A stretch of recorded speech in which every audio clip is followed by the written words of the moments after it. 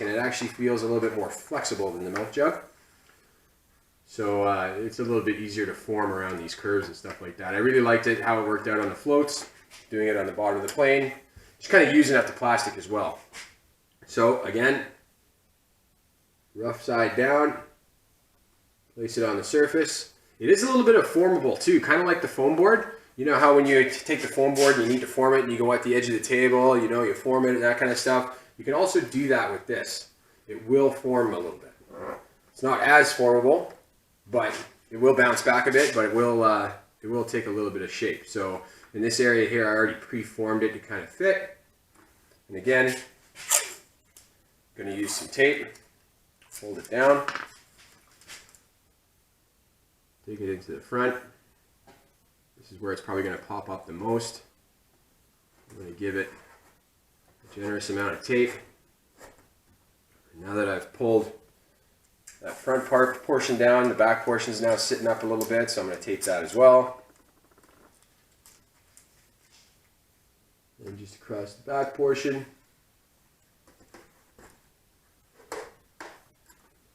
Just like that. And it'll form down there. Now I'd say give it about a half hour to cure. I know it's 5-minute epoxy, but it might take about a half hour to fully cure down. Go make yourself some lunch, a sandwich or whatever. Watch a sitcom. That kind of thing, come back and you should be good. But yeah, so that's pretty much it. The thing I like about it too, just like you've seen on the floats, you can actually prime and paint this stuff. It's really easy. It'll take the paint, no problem. If you're looking for something like on my floats, I'm using it for skidding across snow. So it's going to be takeoff and landings. I'm not too sure how well the paint's going to work to actually make it slippery enough to do that, but we'll find out. That might have something to do with the temperatures, type of snow, all that kind of stuff. But yeah, totally paintable. Make it any color you want. You could put clear coat over top of that to help it make it slippier. But other than that, that's pretty much it. Like it's once this dries, I'm going to take the tape off and it's going to be on there super solid. Again, with my floats, you'll see that I have the skid plate on there. You can see there's a little bit of gaps. It's always a learning process and stuff like that. But it is nice and slippery. I do have a clear coat on here, and it's going to take, you know, hits like rocks and stuff like that without actually tearing into the foam. It'll actually take a good bounce. I've actually put this stuff on the front of my power pod. I got a little bumper section in between the rear motor shaft of my motor that sticks to the firewall. There's a little foam block right there, and normally when I take nose hits and stuff like that, that battery will catapult forward and punch through that block and, you know, get really close to that battery.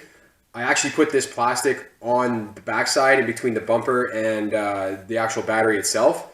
And even though I've taken nose hits, it actually absorbs a lot of energy. So the nice thing is that, you know, you can run with it however you want. Use it use it anywhere you get ideas to use it. It's lightweight, it's cheap, and it's easy. Anyway, that's all I got. Anyway, thanks for coming out, like and subscribe, and we'll see you guys on the flip side. Thanks for coming out.